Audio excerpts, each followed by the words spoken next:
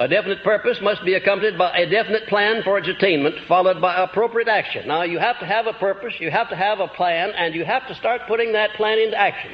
And all of us at a certain time in our lives have heard those same words, and that is that a definite purpose must have a definite plan if you're going to attain them. I'm Dr. Princess, PharmD, and I'll show you how I went from an immigrant to graduating college at 19 and becoming a doctor at 22. New videos every Thursday. Subscribe. Let's begin with faith. Faith is the head chemist of the mind. Without faith, what are we even doing? What's the purpose of pursuing something if you don't believe in it? That is why Napoleon Hill made it his second principle in the book. He went ahead to suggest that the best way to attain faith is through affirmations and visualization, which I agree. I'm a huge proponent of both. I've utilized them in many periods of my life to attain a job, a specific partner from a specific part of the country, what he looked like, what he did. I knew because I spent time visualizing, affirming specifically to the minute letter of what I wanted this person to look like and do this job or blah blah blah, that I knew if I got them, it was because I visualized. However, I think he could have spent more time stressing the importance of facing our fears as a means of building faith. For many years, I couldn't go beyond confidently speaking past one-on-one conversations. Public speaking was terrible for me. Now, I could have spent time visualizing and affirming, great, but nothing teaches better than hands-on experience. That is why we have experiential learning in addition to didactic learning in professional educations. I spent about a year speaking consistently every week at Toastmasters. And through doing that, I was able to overcome my fear of public speaking, which I utilized to become Miss World Delaware, where you have to speak a lot in front of people. And till today, utilized as a professional in research where I have to share my findings throughout a clinical trial. Even most importantly, here on YouTube, being able to express myself confidently with faith is because I've spent years testing and trying myself by speaking in front of people. And I think he could have spent more time emphasizing the importance of that. Hey, listen, you can visualize from here to Jerusalem. It might work, it might not work. In many cases, it will work. But I think combining faith in addition to these other things gives you a more robust, hands-on, and forward movement into attaining whatever it is that you want to attain, but also just learning skills in general. Number 2 is autosuggestion. You've heard the man that autosuggestion is a means of communicating between the subconscious and conscious mind, is a way to have both systems communicate with one another. And the way to do this is by persistently, deliberately, actively feeding into your mind the visions and the emotions of what it is that you want to achieve, so they can set up 2 things in motion. 1, scientifically, the reticular activating system. It's a network of neurons at the base of your brainstem, and what they do is to help bring attention into your awareness, things that matter to you. Because every day in life, we are bombarded with billions of stimuli and information. If your brain focused on all of it, nothing would get achieved. So by deliberately, through autosuggestion, focusing on something, it tells that RAS system it should focus on it and bring your attention to ways on attaining that thing you focused on. That is why when you've spent time thinking about red cars or a specific insurance, you walk outside your door and there are red cars everywhere, or that insurance company everywhere. It's not that they haven't always been there. It's because your reticular activating system is now on alert, telling you, you spend time thinking about this. Now, here are means to attaining them. Metaphysics, in addition to the science part I just explained, supports autosuggestion as a means of attaining things because it helps bring awareness to your conscious mind. For instance, you and all of us have spent time thinking about someone whom we may have not spoken to for a while. It could be a fleeting, emotionalized thought, and then suddenly they reach out to us. I think that is also an example of proving that autosuggestion works. The transformation of sexual energy calls for the exercise of willpower, but the reward is worth the effort. The desire for sexual expression is inborn and natural. The desire cannot and should not be submerged or eliminated. Through forms of expression, it should be given an outlet, and I could not agree more than Napoleon Hill on this. And I know this is some form of a taboo topic and chapter which is rarely discussed.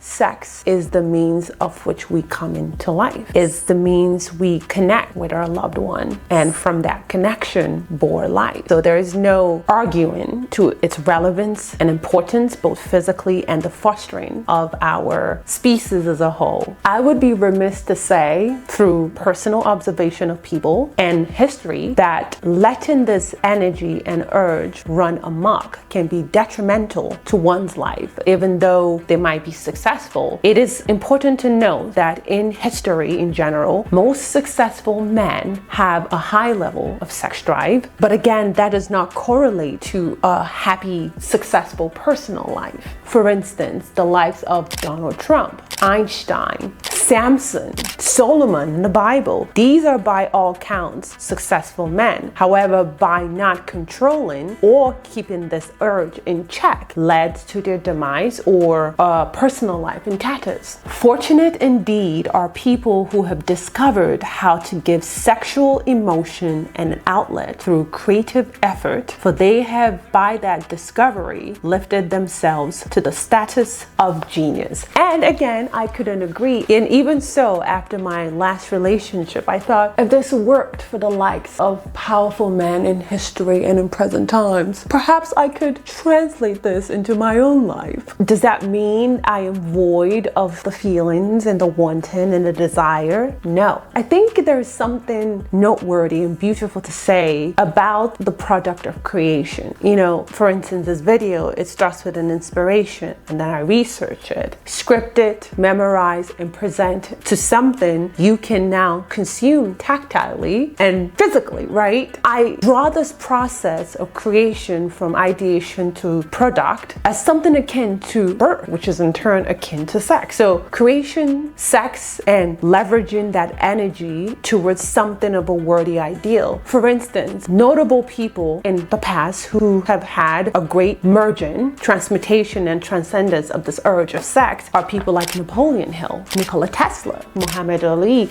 These are men, by all accounts, who are very successful, have a high drive of this urge, found a way to transcend it beyond just a physical wanting, but into crafting a successful and a happy life. So my thought process is, if this could work for them, these mighty, powerful greats we've come to look up to, perhaps it could work for me and you, and it's definitely worth exploring. The Bible says, where two or more are gathered, I am there. We humans say two heads are better than one. So I could understand the importance of having a mastermind group per Napoleon Hill in his book, Think and Grow Rich. And he actually defined it as mastermind group is the coordination of knowledge and effort by two or more people in the spirit of harmony for the achievement of a definite purpose, thus by acquiring power through knowledge. I concur, because looking through the tapestry of my own life, I could not have become a doctor at 22 without, first of all, the support of a loving family, without my study group at pharmacy school, who are now, some are my best friends, to having the office hours and the professors who helped me. So I understand the importance of mastermind group. However, I want to take it a little bit further, because this book, Think and Grow Rich, I find that he's framing it more towards in terms of what you can gain from it, gaining power through knowledge. And I agree, because as we have mentioned, having multiple brains and being able to articulate and bounce ideas are much more better than just sitting in your room and doing things on your own, right? It's a better, faster learning curve. I agree. However, I want to take it a little step further, extrapolating that information and tying that in my own personal journey, that in the sense that it takes more than just having someone to pick their brain for knowledge. I think one of the most important